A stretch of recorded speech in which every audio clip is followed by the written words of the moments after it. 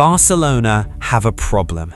And somehow, it's the best problem a football club could possibly have. Overwhelming when this team is able to get going. And you have Lamine Yamal turning defenders in the middle of midfield. And you have Rafinha running beyond the ball. And you have players appearing from everywhere. Fermin Lopez active. Pedri being the guy that is trying to set some sort of tempo for this team. But this team just wants to run.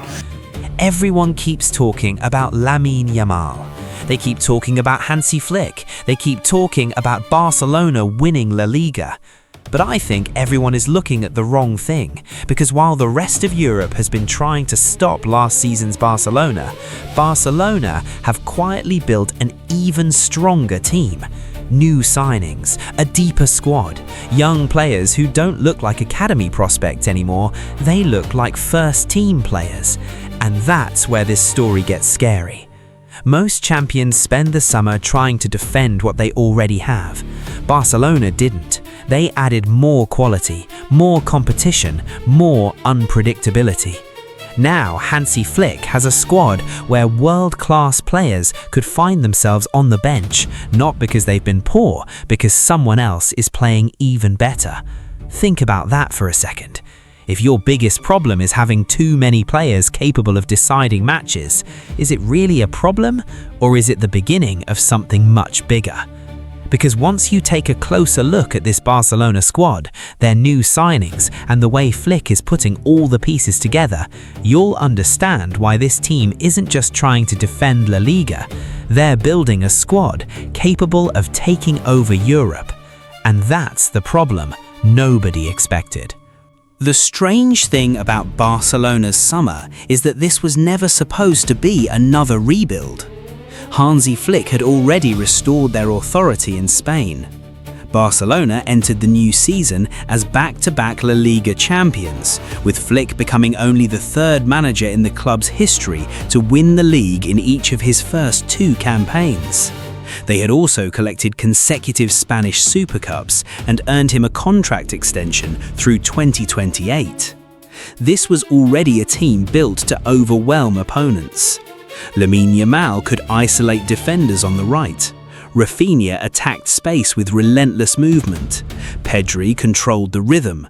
Frankie de Jong carried the ball through pressure. Dani Olmo and Gavi added intelligence, aggression, and movement between the lines. Barcelona did not need more speed. But then they signed Anthony Gordon. The England international arrived from Newcastle on a 5-year contract, bringing direct running, pressing intensity, and another winger who could attack defenders without waiting for the perfect passing sequence. Then came Karim Adeyemi, another explosive forward. Another player capable of operating across the attack. Another footballer who had already recorded 36 goals and 25 assists across 146 appearances for Borussia Dortmund before joining Barcelona. And Barcelona still weren't finished. Jesse Basiwu arrived from Club Brugge as another quick, technically gifted winger, signing until 2031. This is where it gets interesting. Most clubs strengthened by replacing a weakness. Barcelona strengthened by multiplying one of their greatest weapons. Flick can now choose between control and directness. He can begin with Yamal and Rafinha, then introduce Gordon and Adeyemi against tired defenders. He can use width, pace, pressing, or narrow combinations without changing the entire system.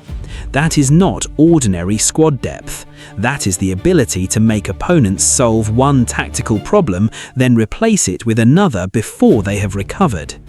But the new signings were only the beginning, because while Barcelona was spending money on established attackers, another striker was quietly emerging from inside the club, and his arrival created an even bigger selection problem.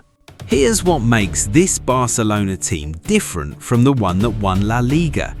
It isn't just better, it's deeper. And in modern football, depth wins trophies.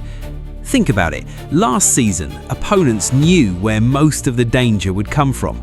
Stop Lamine Yamal, limit Pedri's influence, don't let Rafinha run in behind, make life difficult for Lewandowski. That was already a nightmare. Now, imagine trying to prepare for this Barcelona. If Yamal has a quiet game, Anthony Gordon can come on. If Flick wants more pace in behind, Karim Adeyemi is waiting.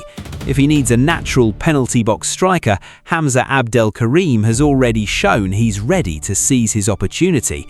And that's before you even think about Dani Olmo, Gavi, Frenkie de Jong, Jules Koundé, Alejandro Balde, Ronald Araujo and the rest of a squad packed with international quality. This is where I think Hansi Flick deserves enormous credit. He's not collecting talented players for the sake of it. He's building a squad where every position has genuine competition. Nobody's place is guaranteed, not because they're underperforming, because somebody else is pushing them every single day in training. That's how great teams stay great. Real Madrid did it for years. Manchester City built a dynasty on it. Now Barcelona are trying to do exactly the same. Of course, having too many quality players creates another challenge, keeping everyone happy. Not everyone will start. Some expensive signings will spend matches on the bench. Young players who deserve minutes will sometimes have to wait. Managing those expectations could become one of Flick's biggest tests this season. But if there's one manager who embraces competition rather than fears it, it's Hansi Flick. Throughout his career, he's built teams where reputations mean very little. If you're the better player that week, you play. If someone else performs better, they replace you. That mentality is exactly why Barcelona's standards keep rising, and I think that's the part many people are overlooking. This isn't a team that's standing still after winning La Liga, it's a team acting like it finished second. That's a dangerous mindset, because the hungriest teams are often the ones that keep improving after they've already reached the top.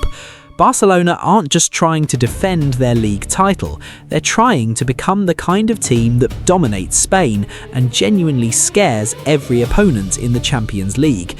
And if the new signings settle quickly, if Hamza Abdelkarim's breakthrough is only the beginning, and if Flick can keep this incredibly talented squad pulling in the same direction, then Barcelona's biggest problem won't be deciding who starts, it will be finding enough games for all the players capable of changing them. That's the kind of problem every manager dreams of having, and it might just be the reason the rest of Europe should be paying much closer attention to this Barcelona team. So, why is this Barcelona team becoming such a problem? It isn't because they signed one great player, it isn't because they have another wonder kid, and it isn't simply because they won La Liga. It's because they refuse to stand still. Most champions spend the summer protecting what made them successful. Barcelona looked at a title-winning squad and decided it still wasn't enough. They added more pace, more depth, more competition, and somehow while doing all that, La Masia continued producing players capable of challenging established stars for minutes. I think that's what should concern the rest of Europe. This isn't a team depending on one superstar anymore. Take one player away, someone else steps in. Stop one attack, another one appears. Win the battle on one side, Barcelona hurt you from the other. That's what separates very good teams from teams that dominate eras. Of course, football doesn't hand out trophies in August. Every great squad still has to prove itself. The Champions League will ask tougher questions. La Liga will become more demanding. Injuries will happen. Pressure will grow.